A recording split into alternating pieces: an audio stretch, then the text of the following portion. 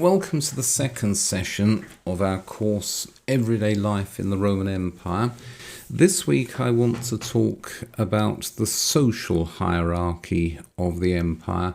I want to talk about the social structure of the empire. And this opening slide is a 5th century mosaic showing a Roman feast. It all looks rather jolly. You can see the men sitting around on couches. It's a hot afternoon, and so they're not wearing many clothes. There are slaves bringing in more bowls of wine, more chickens, geese, I don't know what they are, they're birds of some kind. Everybody is having a good time, including the little animal, the dog or the cat on the floor. It looks rather medieval if you look at the litter on the floor, but you can be sure that as soon as the feast is over, the slaves will come in and sweep up all of those remains, and the dining room will be as clean as it started. It all looks rather nice, doesn't it? Now, when I was a boy, I used to play a game with my mother and her friends. What age of history would you most like to live in? My mother would choose ancient Egypt because she liked the thought of being carried on a barge up and down the Nile and wearing those pretty wigs and having the nice makeup on her face. And other people would choose medieval England. I always tended to choose Athens in the 5th century BC, or I would choose Rome in the 1st century AD. That was a long time ago, not the times when we'd like to live, but the times when we spoke about where we'd like to live. Now that I'm quite old, I realise with increasing certainty as time goes by, that the only time in which I would like to live is the present, or perhaps the future. Your chance of being one of the people at that feast, one of the diners at that feast, your chance of being ferried up and down the Nile on a barge, your chance of being one of the people in the marketplace in Athens, listening to Pericles speak, was vanishingly low. Your chance of having a good life in the ancient world was rather less than 1%. The overwhelming majority of people in the ancient world were desperately poor. The overwhelming majority of people in the ancient world didn't live much beyond their 40s, and even in the higher classes, life expectancy was probably no more than the mid-50s, and your chance of living a good life at any time until the past 100 years was rather small. So you can look at representations of Rome at its height, and here is a picture, I have permission to use it, but here is a picture showing the Forum in about the 1st or the 2nd century AD, and it all looks rather grand, it looks magnificent, it looks wonderful, and if I show you a few more of those images, you can see what I mean. This was a vast and lavish city centre, and the processions must have been well worth seeing. Indeed, to walk around the buildings going in and out must have been an experience in itself. Seeing everything fresh and new and vastly magnificent in ways that the most ceremonial hearts of modern cities can't manage must have been an overpowering experience. But again, I come back to the fact that most people were desperately poor. Most people who were not desperately poor had rather reduced life chances. And even if you did make it past your mid-50s, if you made it into what we consider to be good old age, into your 80s perhaps, it was no great fun because there was no dentistry worth the name, there was no pain relief worth the name, there was no nice medicine. Nowadays, if you go to the optician in your 60s and you're told, you've got cataracts, you think, I'll have to have an operation. It doesn't mean that you'll go blind. If you go a bit deaf, you can get a hearing aid. If your knees crumble, you can get new ones fitted. I just go on and on, don't I? We have operations, we have drugs, we have prostheses of various kinds, which don't take away the effects of old age, but they can moderate the effects of old age, and they can certainly improve your life if you are not in the best of health. Whereas in the Roman Empire of the 1st century AD, your life chances were diminished in ways which it is very hard for us to understand. And this brings me to the main subject of today's session, which is that the Roman world was a pyramid with a very broad base and a very, very small apex. Your chance of being in the upper classes was so remote that you might as well hope to win the lottery.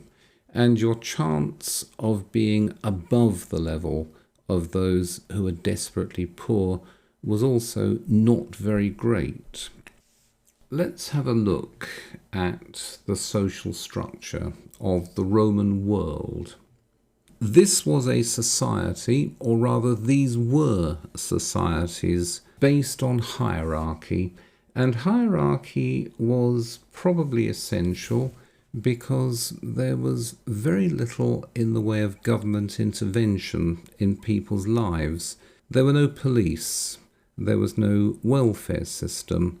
Everything was down to private effort, and since most people were poor, it meant that most people looked to their betters for assistance in hard times, and that by itself will introduce some kind of social hierarchy. It was absolutely necessary for any individual who wanted a reasonable chance of a reasonable life to belong to some kind of social group to which he could look for assistance and patronage. And I will come on to the matter of patronage a little later. This was a society, or a set of societies, dominated by the extreme upper classes. On the slide I've said the Senate and the Equestrian Order. That is the case in Rome and in central Italy, but elsewhere you can make the necessary adjustments and just say that people tended to defer to the authority of their social betters. Everybody was subject to the overall power of the emperor, but the emperor couldn't be in all places at all times, and so in practice it meant that everybody was subject to his social betters, let's say that much. The picture on this slide, that is Gaius Julius Caesar, not the Julius Caesar, it's one of Augustus's grandchildren. I took the picture in the British Museum last Saturday when I was giving a talk on Roman inscriptions. You can see some nice statues in the British Museum, but you can be assured that if you had been alive at this time, you probably wouldn't have looked as well fed and as healthy as this young man, though despite the fact that he was well fed and apparently healthy, he died in his early 20s on a trip to the east, may have died of cholera, or perhaps he was poisoned by his step-grandmother, depends which of the historians you read. Let's start with the emperor. And there on the left of the slide, you have my representation of the constitution of the empire. You can see that the emperor stands at the absolute height of the constitutional structure. The emperor appoints the senators. The emperor is commander-in-chief of the army. The emperor is the head of the bureaucracy, and the emperor is the head of the imperial council. The emperor himself is appointed by the Senate and later on by the army as well. But once the emperor is there, he is at the absolute top of the constitutional structure. He was an absolute ruler, unaccountable except by murder. You will see, if you read the political history of the Roman Empire, that men were prepared to crawl naked over broken glass to get themselves into the office of emperor.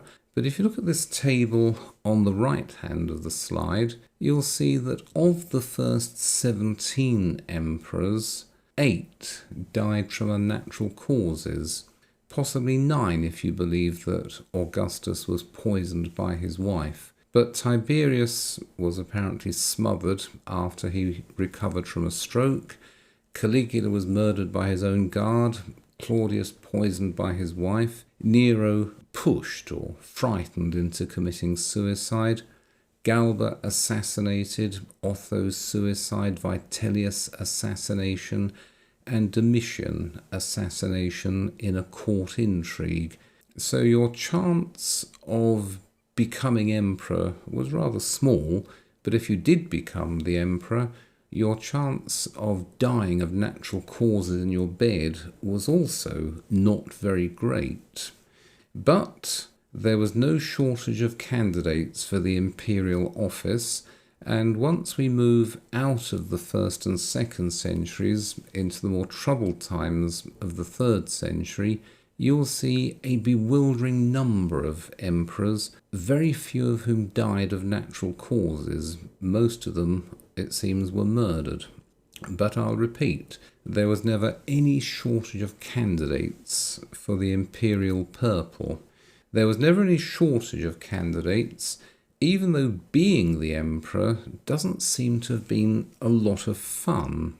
If you were the emperor, everybody looked to you, everybody adored you, you'd be flattered rotten.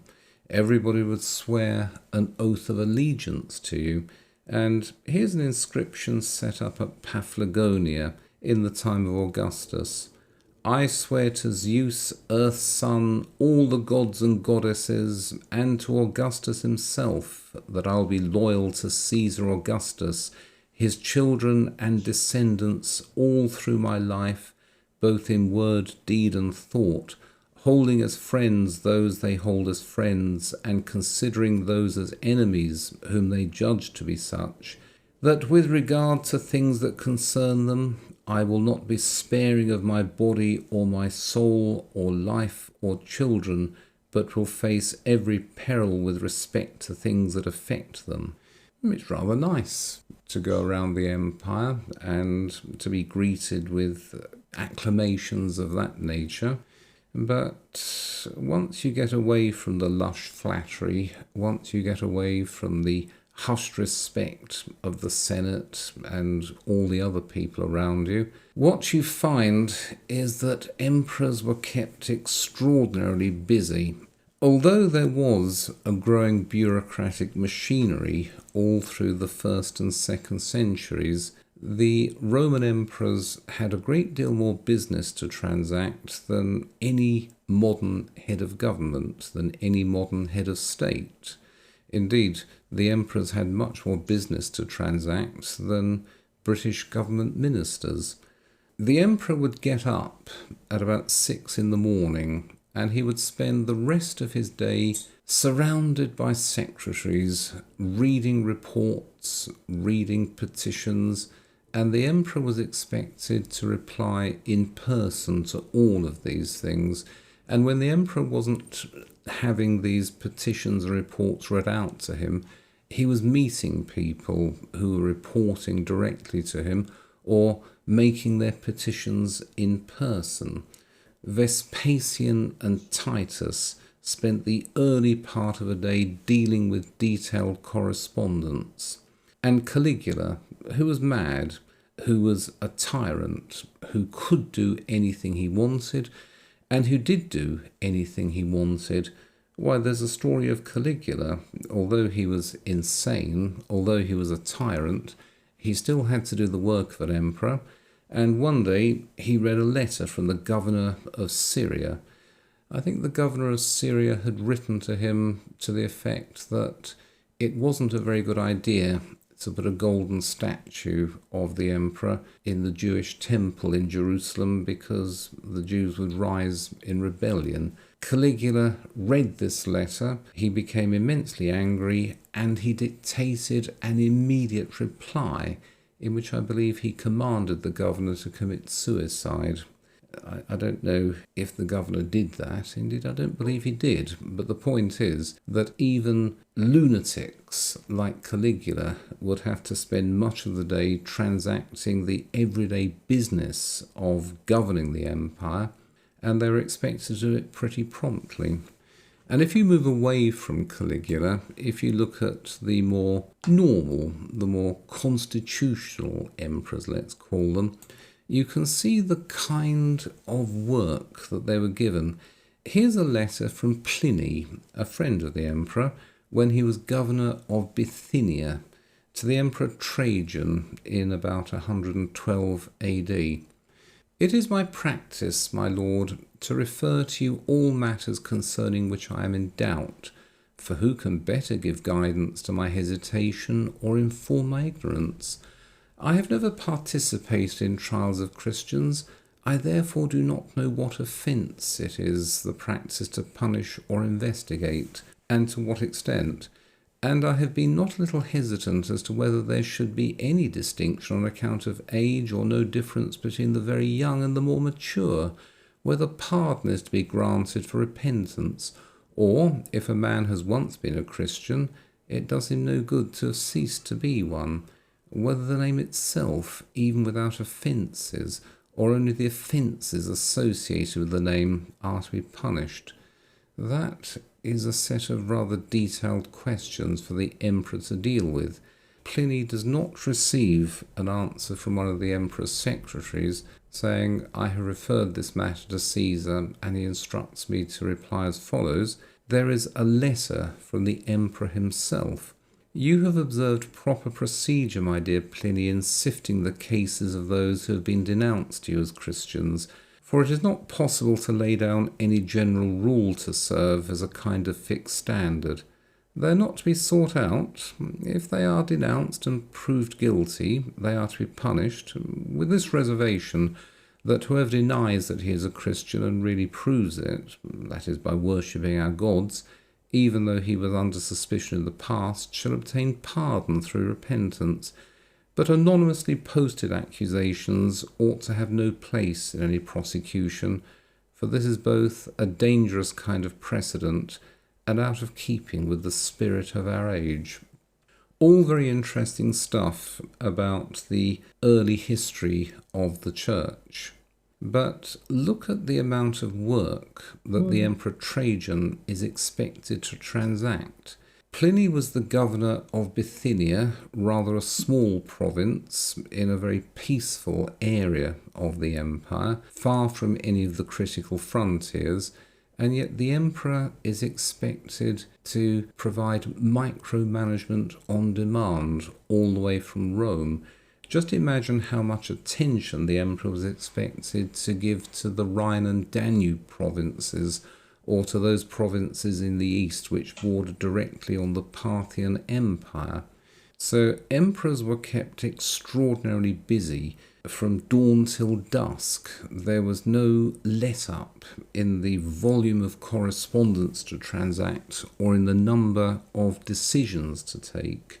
The emperor was at the absolute top of the constitutional structure, but the ceremonial duties of an emperor were immensely dwarfed by the amount of practical administration which it was necessary to transact 12 or 18 hours a day, 7 days a week. No fun being an emperor, even if you are one of the lucky ones and you don't get poisoned by your wife, or strangled by the head of the Praetorian Guard, or otherwise put out of the way at a time not of your choosing. Let's move down a little bit. Let's look at the Senate.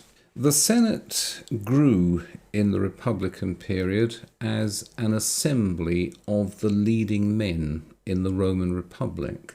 I said last week that if you were elected a consul or a praetor or something, At the end of your year in office, you were enrolled in the Senate, and this was the supreme governing body of the Roman Republic. It didn't have the power to make laws, but it had the authority to suggest laws which amounted to much the same.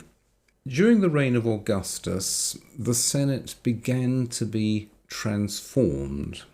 In the first place, Augustus removed a large number of the senators who'd been appointed by Julius Caesar and then by Mark Antony and then perhaps by himself.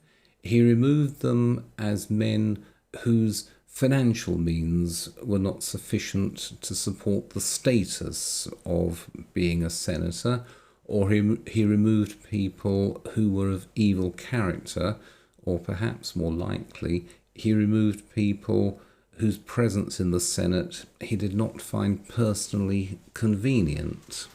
In their place, you have a Senate of about 600 men, and increasingly, these men were appointed by the emperor. It was no longer necessary to have served a term in one of the republican offices to be enrolled in the Senate. Oh, that was a way into it. But otherwise, it was simply appointment by the emperor. This may have made the Senate into an utterly servile body, but it doesn't seem to have done that in practice. When you have a tyrant in charge, like Caligula or Nero or Domitian, or later on Commodus, then yes, the senators are a very servile, flattering lot, and you can despise them. But for the most part, the Senate was filled by men who had enjoyed a great deal of administrative experience in the empire, doing the emperor's work, and they were expected to advise the emperor whenever he called them together. They were also expected to undertake such administrative offices as the emperor chose to bestow upon them. So the Senate continues to be an assembly of the very rich and the very powerful and the very well connected, though I may be repeating myself. The 1st century AD is a time of transition. The Senate still contains many of the old republican families. You still see those names coming up in the lists of consuls and of other people, and you see them mentioned in the histories of Tacitus and Suetonius. So during the 1st century of imperial rule, there is still a large number of republican families in the Senate, but because families tended to die out, or perhaps more importantly, the more insane or the more wicked emperors tended to have senators put to death. These families diminish and diminish and diminish until by the end of the 1st century AD, the Senate is overwhelmingly a body of men appointed by the emperor, a body of men almost entirely nominated by the emperor. They're put there because they're useful to the emperor, and that changes the whole nature of the Senate. They continue to be rich, they continue to be powerful, but they are no longer autonomous of the emperor. Although the Senate was no longer the supreme governing body of the Roman state, the reforms of Augustus raised the social status of individual senators, and the Senate as a body in itself became a great deal more important in the formal sense. Until late in the reign of Augustus, laws in theory were made by the assembly of Roman citizens voting for these things. This power was taken away from the people, and the Senate then became the main law-making body of the Roman Empire. The emperor also had certain powers of legislation. The Senate also now effectively took over the appointment of consuls and other magistrates. The Senate was also increasingly drawn not just from Rome, nor even from Italy, but from across the empire as a whole. The Emperor Claudius appointed senators from the Gallic provinces. Late in the 1st century, you have an influx of Greeks from the east. So the Senate becomes a body which is representative of the upper classes of the empire as a whole, and it was possible to do extremely well in Antioch, to become very rich and to become very important, and for the emperor eventually to appoint you to the Senate in Rome. And certainly in the 3rd century, you have a large number of Greeks from the east sitting in the Senate. The senators also, although generally rather deferential to the emperor, and why not, he had the power of life and death, they didn't always treat the emperor with complete respect.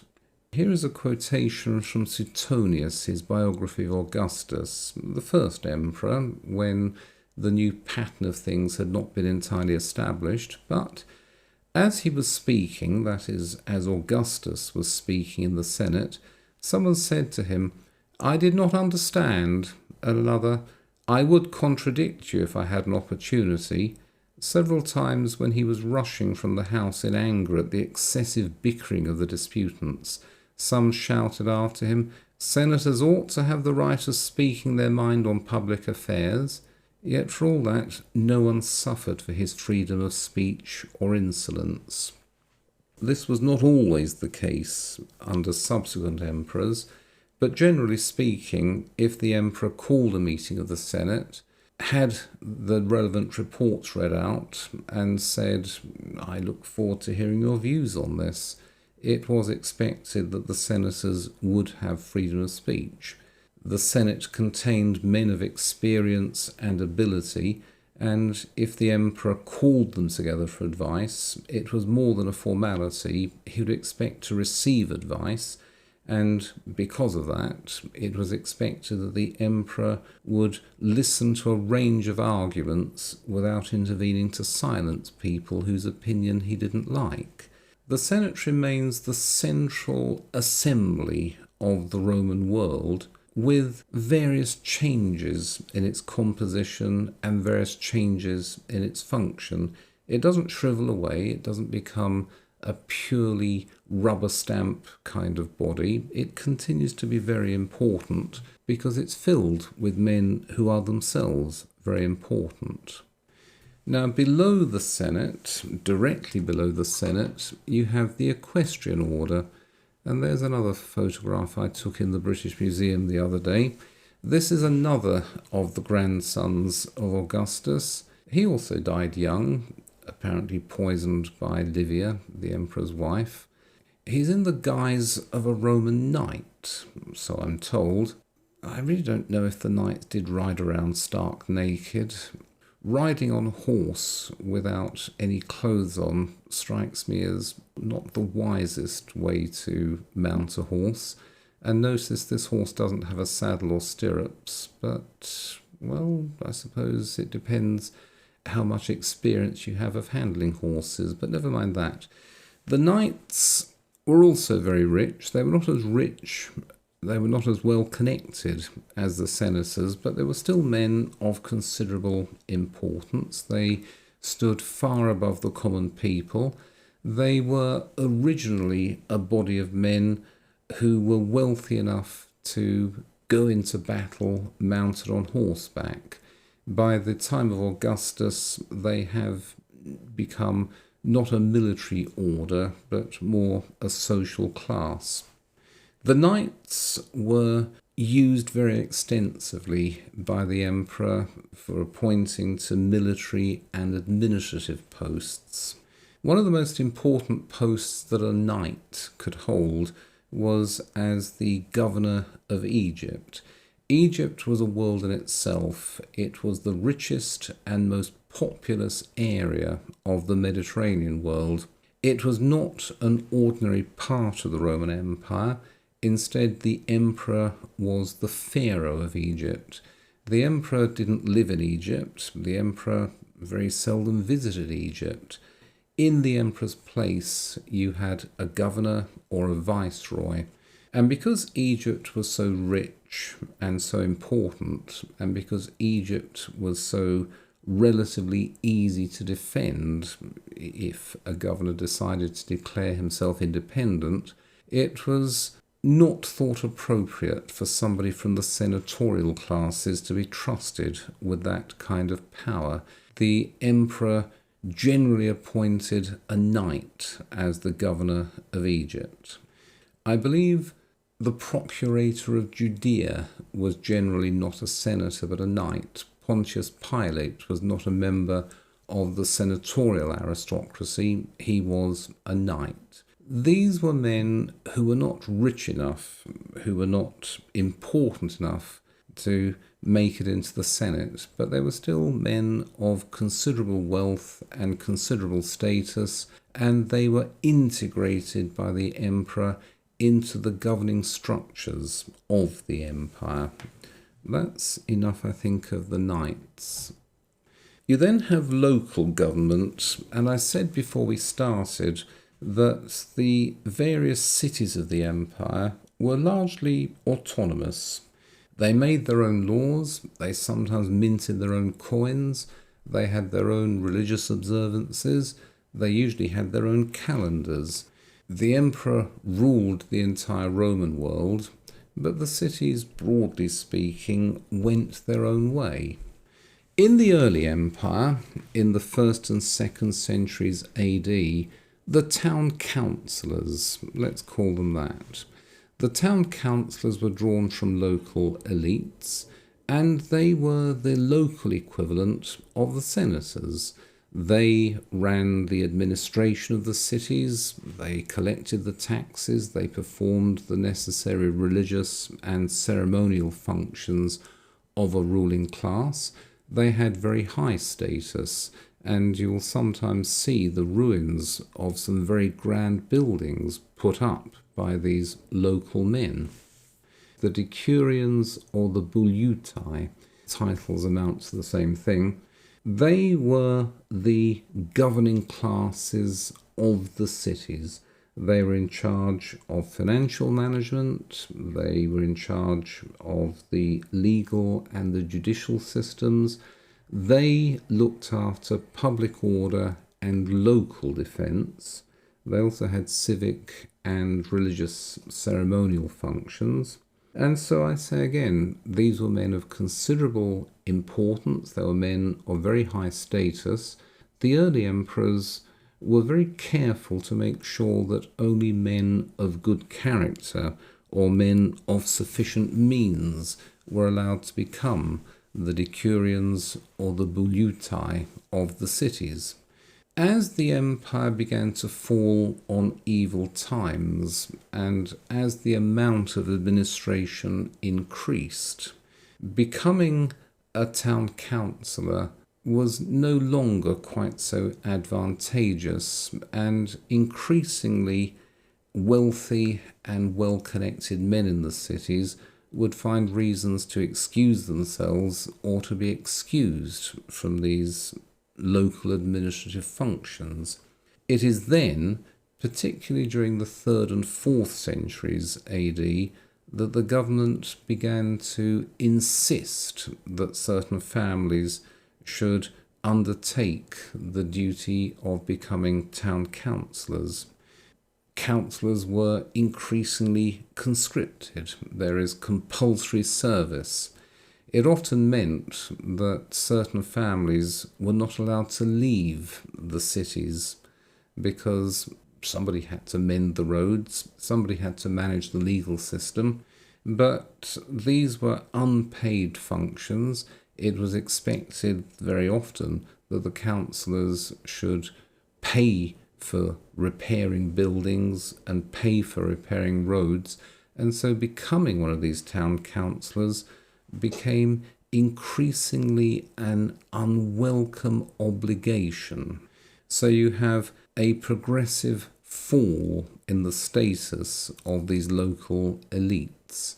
It became rather like the transformation of juries in England during the past 100 years. 100 years ago, if you went into court as a defendant, you would look at a jury of well-dressed and well-fed men who would decide on your guilt or innocence, and they would regard this as an important civic function. Whereas nowadays, if you get a letter from the Lord Chancellor's office or the Ministry of Justice, whatever it is called nowadays, saying you have been selected for jury service, you will do your best to get out of it, because you may find yourself stuck for 3 months listening to some incomprehensible fraud trial while your business or your job goes to rack and ruin. That's something like the transformation in the status of these local councillors. But certainly in the early imperial period, to become a town councillor was a sign that you had arrived. You were in the ruling class of your locality. Then you have the bureaucrats, the apparitores. I said last week that Augustus began to use his household slaves and his freed slaves to help to administer the empire. This small bureaucratic machinery was gradually expanded by his successors until it became a very large machine. I have said that the numbers were never as great as we might assume. It seems that in the 4th century, the total bureaucratic establishment was not more than 35,000 men, which is a very small bureaucracy, but it was a relatively efficient bureaucratic machine. By the end of the 1st century AD, the bureaucrats were no longer the household slaves of the emperor, no longer his freedmen or freed slaves. Increasingly, knights and other people from what we might call the upper middle class were seeking employment in the bureaucracy. These men were of considerable importance, and sometimes individual bureaucrats could become men of the utmost importance. And here is a slide which covers the careers of 3 of the early bureaucrats, all of them freed slaves of the Emperor Claudius. You have Narcissus, a Greek. He was freed by Claudius, and he served as the imperial secretary. He was in charge of the emperor's correspondence, and he was in charge of filing important state documents. This meant that if you wanted to approach the emperor, if you wanted to make sure that your petition was read to the emperor and heard by the emperor, you would need to go through Narcissus, which made him something rather close to a prime minister. He was important enough to have helped in the destruction of the Empress Messalina.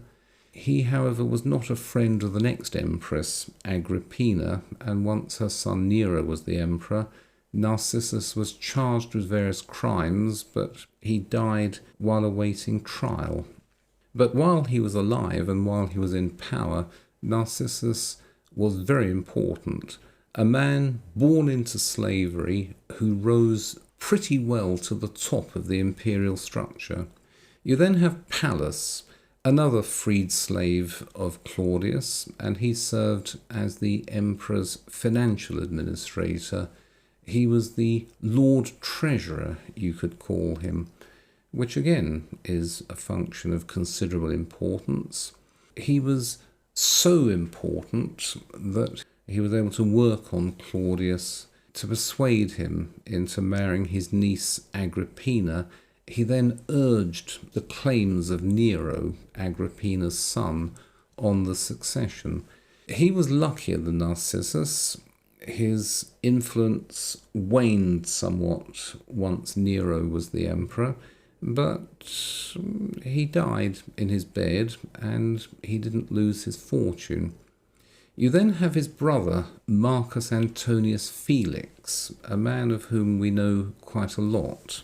He was not simply a freedman who became one of the emperor's ministers, one of the emperor's administrators. He was appointed procurator of Judea in 52 AD. We know that he was an efficient but a very shifty administrator. He was disliked by the Jews, but he seemed to have married into the royal family of the Herods. I think he married the daughter of Herod Antipas. I can't remember exactly what he was, but he married well. He was still in Judea in 58 AD when he arranged for the murder of the high priest Jonathan, something done with great efficiency, and nobody was ever brought to trial for it. We also know that in the same year, 58 AD, he presided over the trial of St. Paul in Caesarea. I won't go into the details, but Paul had stirred up a riot in Jerusalem. He was arrested, hurried over to Caesarea, where he played the trump card of saying, I'm a Roman citizen. And so you have a long trial, 2 years. It seems that Felix kept Paul in prison for 2 years while the trial rumbled on through its procedural stages in the hope of collecting a large bribe. He never did collect the bribe, but Felix was recalled to Rome in 60 AD. No proceedings against him for misconduct in public office. He was replaced by Festus, who stuck Paul on a fast ship to Rome, got rid of him. Probably a mountainous court file went with him, but it went down in the shipwreck. But that's another story. But it seems that the family of Felix was still prominent in the senatorial aristocracy during the 3rd century. So it was possible for freed slaves to become very important in the early imperial bureaucracy and even to join the senatorial aristocracy. Oh, there's a Hogarth painting of Paul before Felix. Rather melodramatic, but it was probably something like that. Paul was wearing chains, as I recall. You then have the great mass of ordinary people, the other 99% or the other 99.5%. These were people with very little individual status. Most of them, the great majority of them, worked on the land. Let us see how the great unwashed were divided into separate groups. There are some nice pictures of ordinary people doing the work of ordinary people. We don't know much about these people because they didn't leave any writings behind, or for the most part they didn't leave any writings. There are some petitions, but these of course are filtered through the perceptions of the educated people whom they employed to write the petitions for them. But let's have a look at the divisions between ordinary people. In the early period, in the early empire, in the 1st century AD, the main distinction between ordinary people was Roman citizenship. Were you a Roman citizen or were you not a Roman citizen? Being a Roman citizen was a matter of great importance. It meant, if you were a citizen, that you had the right to a legal trial with all the protections of Roman law. You could not be summarily executed, and the best examples of this are in the New Testament.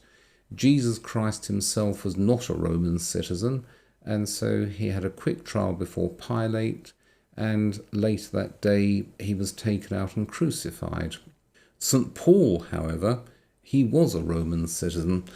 And here is an extract from Acts of the Apostles after the riot in Jerusalem. And as they bound him with thongs, Paul said unto the centurion that stood by, Is it lawful for you to scourge a man that is a Roman and uncondemned? When the centurion heard that, he went and told the chief captain, saying, Take heed what thou doest, for this man is a Roman. Then the chief captain came and said unto him, Tell me, art thou a Roman? He said, Yea. And the chief captain answered, With a great sum obtained I this freedom. And Paul said, But I was free born. Then straightway they departed from him which should have examined him. And the chief captain also was afraid, after he knew that he was a Roman, and because he had bound him. So being a Roman citizen in Palestine in 58 AD was a matter of importance. Yes, your father needed to be one, or you needed to be granted Roman citizenship by one of the relevant officials of the Roman state, which increasingly meant the emperor. You could become a Roman citizen in that way. There are other ways of becoming a Roman citizen. One of the most important was that if you were the slave of a Roman citizen and you were freed, you became a Roman citizen, with certain restrictions on your civil rights. You couldn't stand for office, but your children were Roman citizens with all the rights of a Roman citizen. Indeed, there was a legal device. It's not very well evidenced, but there was a legal device in which provincials who wanted Roman citizenship would sell themselves into slavery to a Roman citizen, and they would be immediately freed, and that made them into Roman citizens. So becoming a citizen was very important. It was very useful. If you were a citizen, you were immune from torture and corporal punishment. Look how scared the authorities in Jerusalem were when Paul said, I'm a Roman citizen. Their idea was to take him aside and beat him half to death. But as soon as he said, I'm a Roman citizen, they bundled him into a carriage and hurried him out of Jerusalem all the way down to Caesarea, where his trial rumbled on for 2 years before he was sent off to be judged by Caesar himself in Rome. If you were a citizen, you had the right of appeal to the emperor. You were eligible for public office, and you were also exempt from certain taxes and obligations imposed on non-citizens. So being a citizen was one of the most important divisions among the ordinary people in the 1st century AD. However, as time went by, and as the number of citizens progressively grew, and particularly after 212 AD, when every free inhabitant of the empire was given Roman citizenship, citizenship itself became much less important, and you have a new stratification, a stratification of class or of status. It's difficult to talk about class in the modern sense when you're thinking about the Roman Empire. But you have, and it's evidenced even in the 1st century, but it's certainly very much present late in the 2nd century AD, you have a distinction between the honestiores and the humiliores.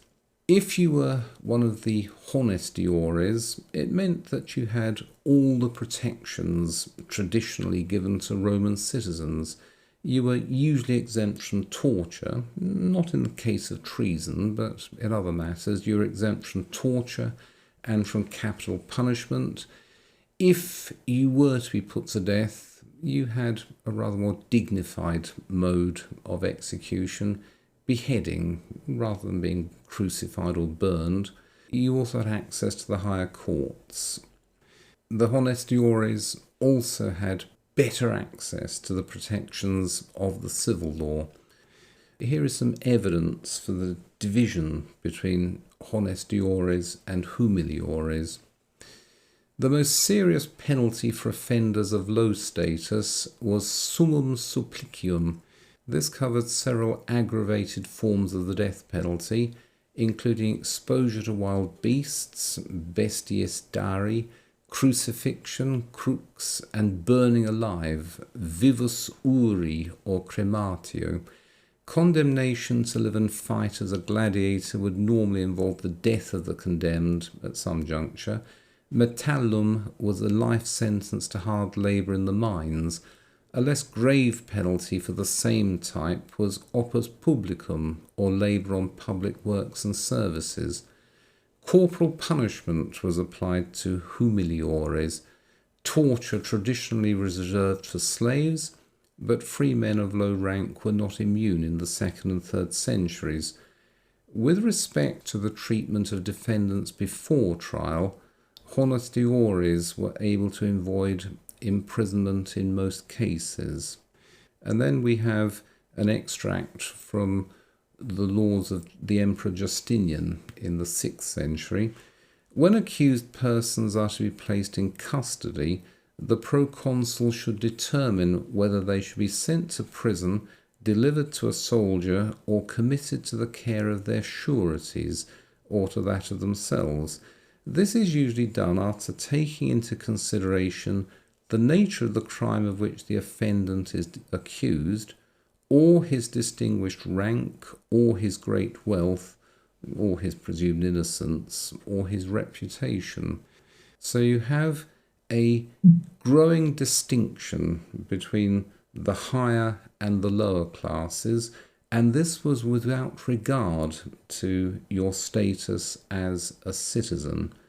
Before 212 AD, there were certain advantages to being a Roman citizen, but after 212 AD, when every free inhabitant of the empire had citizenship, the benefits of being a citizen in itself largely disappeared. It was now a matter of, were you rich or were you poor? If you were rich, you got due process of law. If you were poor, you got crucified or burned alive or thrown to the wild beasts. Money usually did the job. If you were rich, you were almost by definition one of the honestiores. But there's always grey areas, there's always overlapping kinds of status. So you might not be very rich, but you might be the nephew of a senator, which raised you above the level of the humiliores. But generally speaking, if you were pretty rich, you were one of the honestiores. So it's a matter of money for the most part. You might say it's a matter of your birth, of your family connections, but family connections and money tended to go together. I think the main denominator was money. If you were rich, you didn't get crucified or burned alive. If you were poor, you did. Always exceptions, but that's the broad distinction. So this was a hierarchy in which wealth was of the utmost importance. There is a picture showing the sale or distribution of bread to the Roman poor in the 1st century AD. I'll say more about that when we come to looking at the cities. For the moment, let's look at one of the other important social facts of the Roman world, or one of the important social facts of the Mediterranean world. This was a world without public welfare, without any policing, and really without effective criminal justice. There was also a certain contempt for enterprise based on market exchange. There were not many employed people in this world. If you ran a sandal making business, you wouldn't employ free workers, you would use slaves, because working for somebody else was considered demeaning by people in every social class. What this meant was that social connections were unusually important. And what you had in all parts of the Mediterranean world, not just in Rome, not just in the West, but in the East and in all parts of the empire, was a set of relationships, a network of relationships, client and patron. If we look at Rome, a wealthy and powerful man would provide protection and assistance to those lower class citizens who came to him. In return for that, those lower class citizens would now give loyalty to their patron. the client entered into a dependent relationship with his patron. If you had the right kind of patron, it meant that if you were a barber, you would cut his hair, you would shave him, and you would pick up business from his friends. It meant that if you had a son who showed unusual intelligence, the patron would pay for him to go to a school and perhaps to be trained as a lawyer, and then he would become lawyer to his patron. If you had nothing much to offer, you would simply turn up as often as required and shout greetings and acclamations. You would fill up the seats in the theatre. You would turn up to his daughter's wedding and lend weight of numbers to the solemnity of the occasion. Or you might commit a few crimes to your patron. You might murder somebody. That was the kind of relationship between client and patron. If you were a person of some importance, your patron would invite you to dinner every so often. The whole system was complicated by the fact that a client himself would function as a patron to other people. You might look to a rich senator. He was your patron, he'd invite you to dinner, he would send you little presents from time to time. You would then have your own network of clients to whom you would pass on crumbs from the senator's table, sometimes in the literal sense. You'd go to dinner with your patron, he'd give you a great doggy bag of leavings at the end, and you would then distribute those among your own clients. So this was a world held together by these webs of patronage. This was accepted by everybody. It was even recognised by the law, insofar as a client was not allowed to give evidence against his patron in court. The nearest modern equivalent you can find to this kind of relationship will be the rather romanticised accounts of the Italian and American mafia. The film and the novel. I've never managed to watch the film all the way through, but I did read the novel when I was a boy. What you have at the beginning of The Godfather, the beginning of the novel, is Amerigo Bonasera, a funeral director. He's made a success of his life. He's built up a successful business, but he's only a low-class Italian immigrant. His daughter gets assaulted by some well-connected young men, and the American authorities look the other way. Bonasera turns up to the wedding of Don Corleone's daughter and gets a meeting with the Don, and he says, "For justice we must go to Don Corleone." And Don Corleone says, "Bonasera, Bonasera." I won't try to imitate Marlon Brando's accent. "What have I ever done to make you treat me so disrespectfully? If you'd come to me in friendship, this scum who ruined your daughter would be suffering this very day. And if by some chance an honest man like yourself made enemies, they would become my enemies, and then they would fear you." And Bonasera says, "Be my friend, Godfather." And the Godfather replies, "Someday, and that day may never come, I will call upon you to do a service for me. But until that day, consider this justice a gift on my daughter's wedding day." That is a modern echo, so far as it does exist, or did exist in the 20th century, of the kind of relationship between patron and his clients that largely held the cities of the Roman world together. There was a very small government machinery. I'll repeat, there was nothing approaching any system of state welfare. There was no state policing. There was a very limited kind of criminal justice. Most ordinary people would look to their patron for protection, and patrons would look to their large circles of clients for the provision of services of various kinds. It meant that the poor got fed. It meant that life was able to continue in a more or less civilized way in the cities.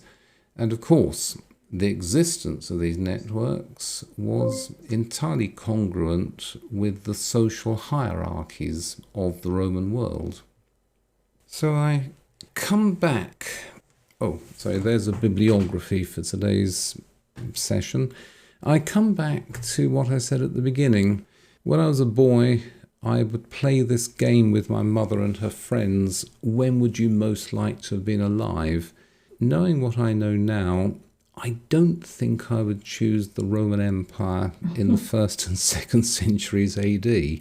It does not sound a very nice time to be alive.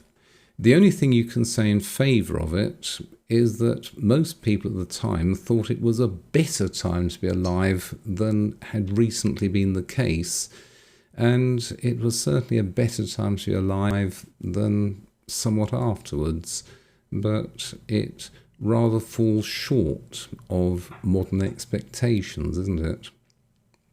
Any questions arising from that?